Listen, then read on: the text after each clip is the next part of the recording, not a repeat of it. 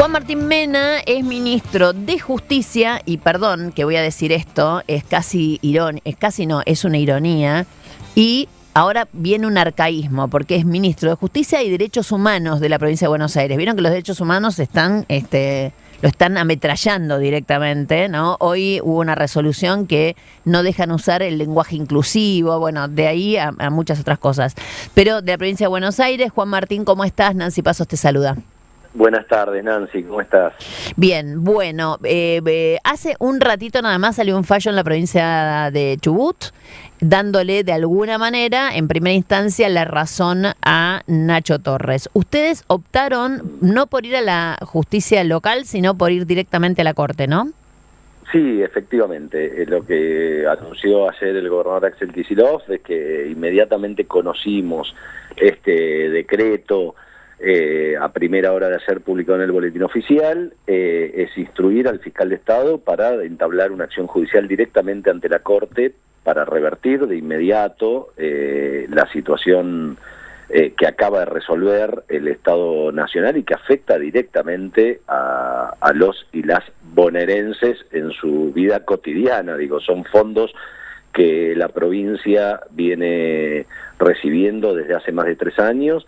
Lo más grave del decreto con que nos desayunamos el domingo en la noche es que son fondos que están presupuestados incluso para este ejercicio, para el 2024, por el propio gobierno nacional, y que ha tomado esta medida intempestiva, nosotros calificamos de arbitraria e ilegal, de retirar fondos que estaban presupuestados y que tenían que transferir a la provincia de Buenos Aires y que nos afectan directamente en la inversión de las políticas públicas que lleva adelante el gobierno de la provincia de Buenos Aires. Exactamente. Y la decisión concreta de que sea la Corte Sí. y no primera instancia tiene que ver con esto. Sí, a ver, esto está regulado, es un conflicto los conflictos tanto entre provincias como entre cualquier provincia y el Estado federal son asuntos de competencia originaria de la Corte en cualquier materia. Por eso es que nosotros decidimos ir directamente a la Corte Suprema, que es la que tiene que resolver esto, pues se trata ni más ni menos que de un conflicto entre la provincia de Buenos Aires y el Estado federal. Ahora, en el medio de todo esto, y mientras vos recurrís a la Corte, tampoco hay plazo, pues la Corte lo puede tomar o dejar durmiendo por ahí. Sí, efectivamente, como bien vos decís, plazos existen, pero claramente imponerle plazos a la Corte, que como intérprete de última instancia de todas las normas de nuestra República, es muy difícil. Nosotros obviamente fundamos la acción judicial y hacemos saber de un peligro en la demora inminente, dado que el decreto es absolutamente operativo desde el día de ayer y esto está generando ya desde el día de hoy un gravamen irreparable en la asfixia de las cuentas públicas económica, de la provincia, claro. La asfixia económica, efectivamente, esto está generando, por eso no solo cuestionamos el fondo del asunto, digo, la eliminación o no del fondo de fortalecimiento fiscal, sino que además pedimos una medida cautelar urgente para que cese el efecto inmediato hasta tanto la Corte resuelva el fondo de la cuestión. Esa medida cautelar debería resolverse en cuestión de horas y días, dada la gravedad del asunto. Digo, estás afectando a la provincia que esa medida menos que a 17 millones de argentinos. Por eso te estoy diciendo, a ver, ustedes están en condiciones esa medida cautelar sí la Corte la tiene que decidir, la cautelar, no el fondo, la cautelar. Exactamente. Y ustedes apelan a que la Corte Suprema, igual sería inédito, ¿no? Porque viste que, digamos, a ver, cada vez que fueron, quieras o no, Juan, ustedes no dejan de ser K. La Corte, viste que a los K como que, en fin, no sé quieras si... o no, orgullosamente. No, ya sé, pero por eso digo...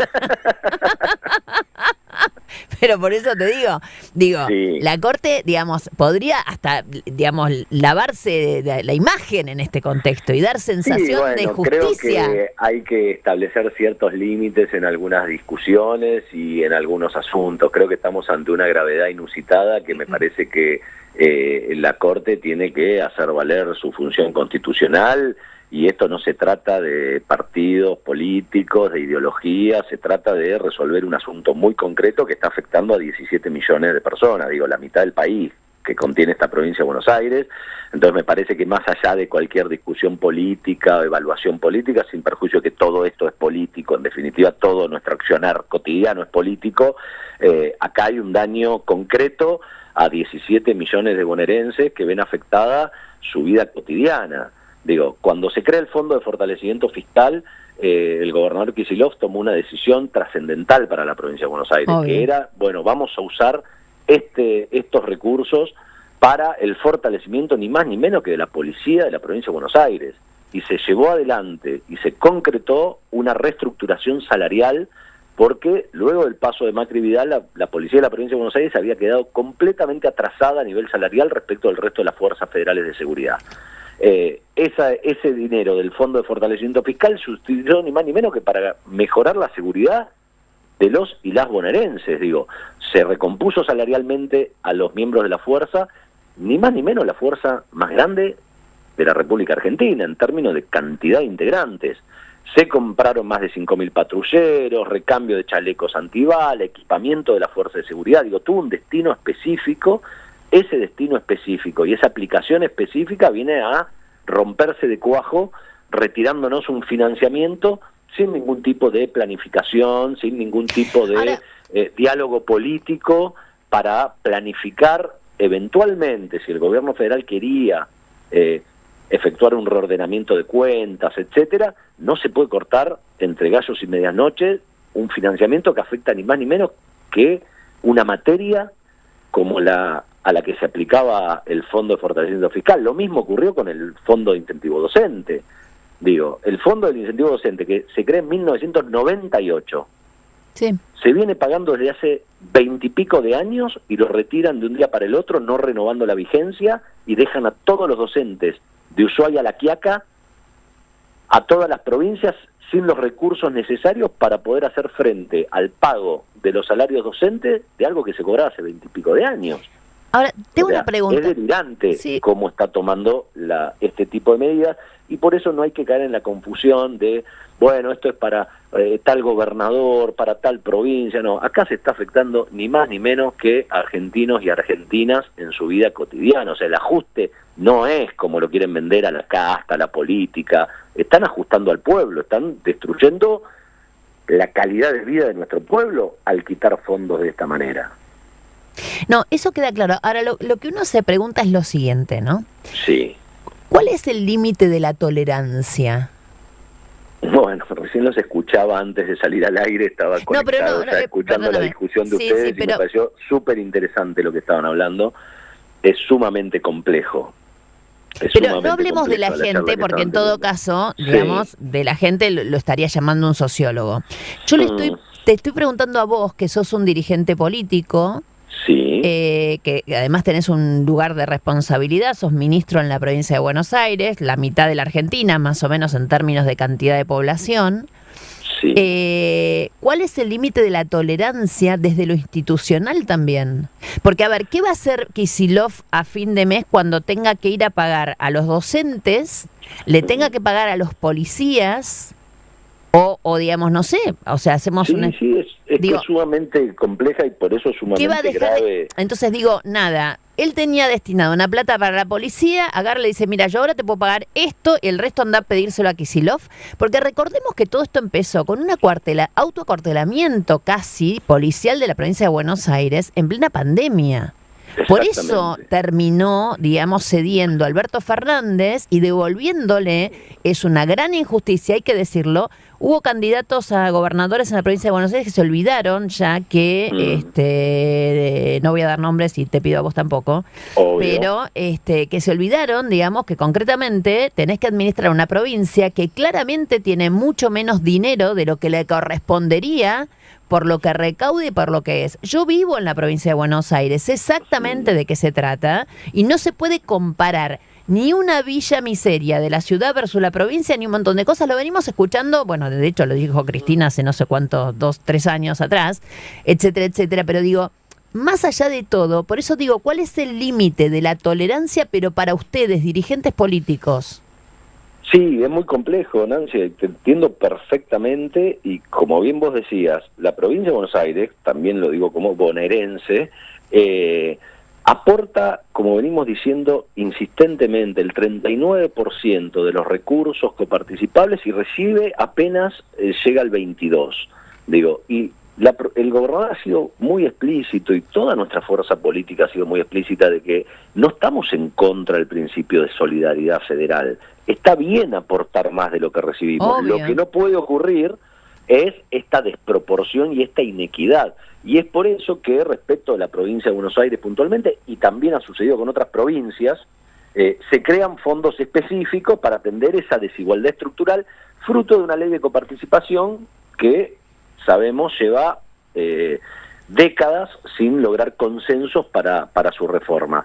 Y no quiero escapar a la pregunta, el límite de la tolerancia. A ver, nosotros vamos a insistir con todas las herramientas institucionales y políticas que tenemos para no caer en este vendido ajuste, mal vendido o falsamente vendido por el presidente de la Nación. Vamos a evitar caer en eso con todas las herramientas posibles. Si sigue siendo esta la actitud del Estado federal respecto de las provincias y los ciudadanos y ciudadanas de las provincias argentinas, en algún momento esto va a decantar en una crisis muy grave, porque efectivamente los recursos no los pueden generar las provincias ni las jurisdicciones provinciales. El caso del Fondo de Incentivo Docente fue un claro ejemplo, como vos acabás de poner. El gobierno federal no envió los recursos. En la provincia de Buenos Aires el gobernador tomó una decisión enorme de hacer magia con los fondos que tenemos para seguir pagándolo, y el mes pasado lo pagamos igual. Ahora, eso va a encontrar un límite si retiran todos los recursos que el Estado federal tiene la obligación de remitir a las provincias, porque tenemos un acuerdo, estamos yendo en contra del reglamento en el que todos decidimos vivir. El artículo 1 de la Constitución Nacional dice que somos una república democrática y federal, representativa, democrática y federal. No puede negar el federalismo, porque lo que está buscando es la desunión de los argentinos. O sea, lo que pasa es que vamos a algo básico. En realidad, todo es un nivel de análisis, parte de una base. Él, sí, y no nos mintió en esto, es obviamente alguien que no cree en el Estado, es un anarquista. Entonces, cuando vos no crees en el Estado, por ejemplo, vos fíjate, hoy hay paritaria docente. Después de lo podrían haber llamado la segunda semana de enero, febrero, digamos, la paritaria docente, en vez de esperar que te paren y todo esto. Él no quiere meterse en los conflictos, no te llama conciliación obligatoria. No te llama porque considera que no tiene un rol en eso. Él quiere que todos se arreglen solos. Absolutamente. Es extremadamente compleja porque con ese argumento pidió ni más ni menos que ser el principal administrador del Estado argentino. O sea, por eso creo que esto se enlaza mucho con lo que discutían ustedes antes de la entrevista respecto de cómo va a ser ese proceso, porque yo no tengo duda que a los primeros que está defraudando son a sus propios votantes. Javier Milei, con el argumento de la libertad no era la libertad de destrozarle el bolsillo a los argentinos, la libertad de asfixiar económicamente a todas las jurisdicciones del país, la libertad de afectar la salud pública, la libertad de afectar la educación, la libertad de privarte de seguridad en la provincia de Buenos Aires. Claramente no era esa la oferta electoral, y eso evidentemente va a generar un proceso en sus votantes en algún momento, sin perjuicio de que era muy válido lo que ustedes recién referían respecto de los niveles de adhesión que tiene. Creo que, como bien lo venimos diciendo en estos días, está afectando la propia legitimidad de origen que tuvo el presidente de la Nación. Accedió a la primer magistratura del país con el 56% de los votos. Y lo único que está generando es desordenarle la vida a la gente. No solo desordenársela en términos económicos, sino que, todos atravesamos una temporada de verano que era imposible vivir con el enorme nivel de agresión, de violencia que emana ni más ni menos que de la cabeza del Poder Ejecutivo Nacional. Sí, que se agiganta. Lo que pasa es que, se agiganta. Vos recién decías lo de mi cargo como ministro de Justicia y Derechos Humanos. Que conocimos hoy respecto de las nuevas medidas, en cualquier momento va a anunciar que está prohibido el día y la noche. O sea, es delirante el planteo que están haciendo, esta prohibición del lenguaje inclusivo, hay cambios culturales, gracias a Dios, sociales, a los que estamos asistiendo desde hace décadas, Y creer que Perdóname, tiene que estar ocupando el tiempo en tomar esas decisiones pero te digo algo, ridículo. Lo peor no es eso, lo peor es la política de género. O sea, claro, no hacerse cargo, digamos, de las desigualdades que hay y que sigue habiendo, ¿no? O sea, es realmente volver, o sea, en cualquier momento vuelve a la constitución primaria y entonces no votamos más las mujeres. Con eso te digo todo. Claro. Sí, y fíjate que si estamos discutiendo que la asfixia económica que está generando el gobierno federal en la mayoría de las jurisdicciones del país, nos estamos limitando a cómo administrar los recursos para poder pagar los sueldos. Imagínate qué queda del desarrollo de políticas públicas que son obligación y responsabilidad del Estado llevarlas adelante para evitar ciertas inequidades, desigualdades e ilegalidades, digo, porque detrás de las políticas de género estamos hablando de delitos, no estamos hablando de una opción ideológica. Pero además yo puedo estar de acuerdo o no, digo, no, la inequidad, la desigualdad en términos de género lo que provoca son muertes. Exactamente, queda clarísimo. Entonces, Juan, ahí ya no hay elección posible. Juan Martín Mena, ministro de Justicia y Derechos Humanos de la provincia de Buenos Aires.